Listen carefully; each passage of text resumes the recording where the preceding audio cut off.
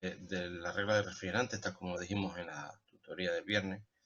Para eso nos vamos a nuestro gestor de aplicaciones, en este caso el Google Play, porque yo tengo un móvil Android, y buscamos pues regla de refrigerantes de Danfoss, o también podemos buscar directamente Refrigerant Slider, ¿vale?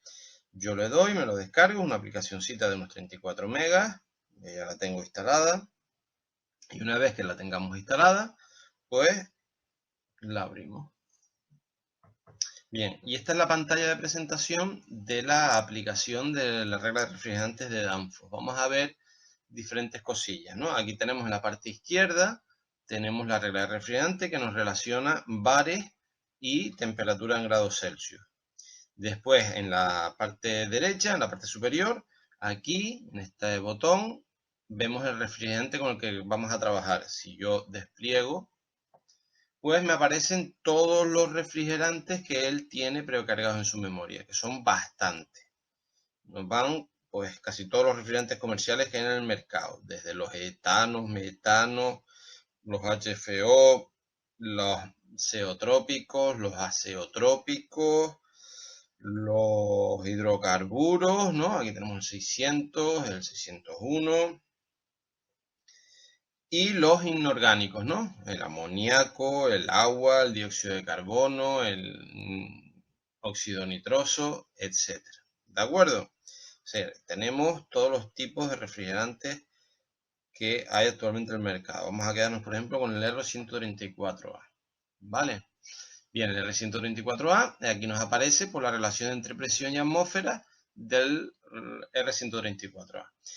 La regla de refrigerante está basada en la presión y la temperatura de cambio de estado, ¿vale? De ese refrigerante. Es decir, no nos valdría para calcular un recalentamiento, ¿vale? Solamente nos da los datos de los cambios de estado. También me permite seleccionar si yo lo que quiero medir es presión relativa o presión absoluta, ¿no? Presión relativa sería la presión que yo mido directamente desde el manómetro. Yo conecto el manómetro en mi instalación y la presión que me da es presión relativa. Entonces yo, por ejemplo, si a mí el manómetro me está dando una presión de 5 bares, ¿no? Pues yo entendería que el refrigerante estaría a unos 18 grados. Si por el contrario yo lo pongo en absoluta,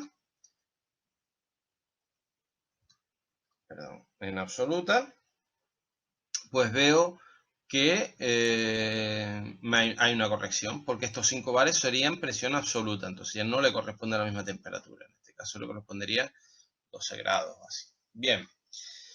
Una de las cosas interesantes que tiene este programita son estas dos casillas en el que yo puedo seleccionar, por ejemplo, si yo quiero saber a qué temperatura me está trabajando una determinada instalación, vamos a suponer, yo llego a una instalación y meto el manómetro de baja y me da una presión de 5 bares, pues yo entiendo, la aplicación me devuelve la temperatura a la que se produce el cambio de estado. Entendería que ese refrigerante está produciendo el cambio de estado a 15 grados. De la misma manera, si yo voy y quiero saber a qué presión debería de trabajar una cámara, por ejemplo, de conservación, y según la especificación de la cámara, el refrigerante tiene que evaporar a, vamos a suponer, menos 20 grados, ¿no? Pues aquí nos devuelve la presión a la que debería de medirme el manómetro, ¿no? Si yo lo pongo en relativa, esta sería la presión a la que me debe de medir mi manómetro, ¿no? La presión que me debería de dar el manómetro, ¿de acuerdo?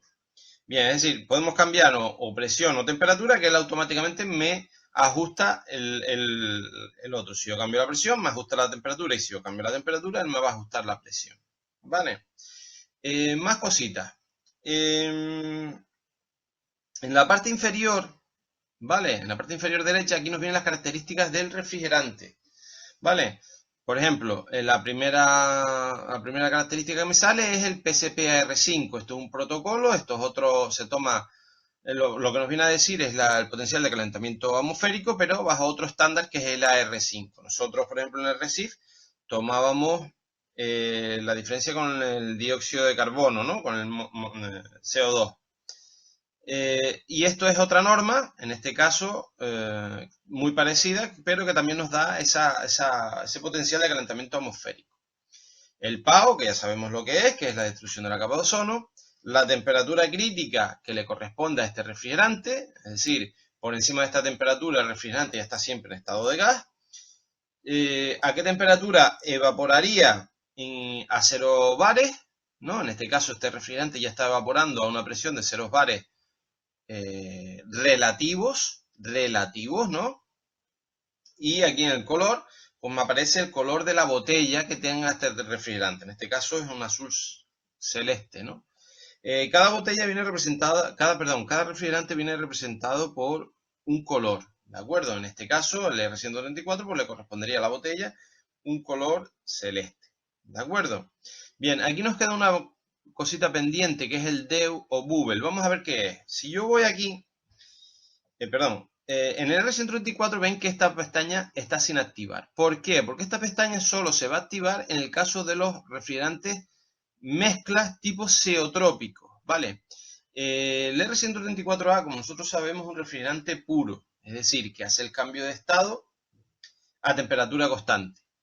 Pero si yo me voy a un refrigerante del tipo mezcla, un 400, que son mezclas zeotrópicas, vamos por ejemplo al 409A, ¿vale?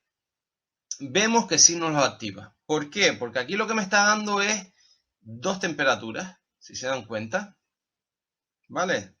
Dos temperaturas. Una sería, ¿qué temperatura se corresponde? A los puntos de saturación. Tanto el del líquido, ¿vale? Como el de gas, ¿no? Serían los puntos que estarían dentro de la línea de Andrews del diagrama de Molière. Es decir, el refrigerante a 0,40, el 409 a una presión, vamos a ponerle por ejemplo de un bar o de 3 bares, ¿no? Si yo tengo el refrigerante en baja está a 3 bares, fíjense que cómo va variando la temperatura si yo lo voy activando este botón, ¿no? Vamos a ver si lo sabemos interpretar. Me dice que Bubble, que sería en el punto de saturación de líquido, ¿vale? Punto de saturación de líquido, el refrigerante comenzaría el cambio de estado a una temperatura de unos 70. Pero si yo cuando me llega a gas, ya ha subido, ha cambiado a 960. ¿De acuerdo? Va ganando calor latente, pero también modifica su temperatura. Es decir, este botón lo que nos indica es el comienzo y el final de la temperatura del cambio de estado. ¿De acuerdo? Por eso solo se nos va a encender en las mezclas zeotrópicas, en los 400. ¿De acuerdo? Bien, más características. Aquí tenemos el botón de ajuste, que también lo tenemos en la parte inferior, ¿vale? El de ajuste. Es decir, yo le doy y aquí me permite seleccionar pues la temperatura o la unidad de la presión. Vamos, por ejemplo, a trabajar en atmósferas, ¿no? Y también me permite seleccionar el tipo de nomenclatura a la hora de los refrigerantes, la R4 o la R5. Yo les recomiendo que coloquen siempre la R5, ¿vale? Cerramos. Vamos a volver, por ejemplo, al 134A. ¿De acuerdo? Y el R4 es el que tenemos nosotros en el RECIF. ¿De acuerdo? Este es el valor del PSA que nos aparece en el RECIF. Entonces, por defecto siempre nos va a venir el AR5 y también nos podemos seleccionar en el AR4 si nosotros quisiéramos ver, por ejemplo, los valores que tenemos según el RECIF. Yo les recomiendo siempre la R5. ¿Vale? Aquí tendremos más herramientas de Danfoss, ¿de acuerdo? Aquí tendríamos la misma de ajustes, ¿de acuerdo? Con la única salvedad que aquí nos permite seleccionar el idioma y nos permite registrarnos dentro de la página de Danfoss. Y si quisiéramos volver, pues le damos al Ref Slider y aquí volvemos al comienzo. ¿De acuerdo? Bien, pues con esto yo les animo a que lo utilicen, a que lo tengan siempre instalado, porque es una herramienta muy útil para los instaladores. ¿De acuerdo?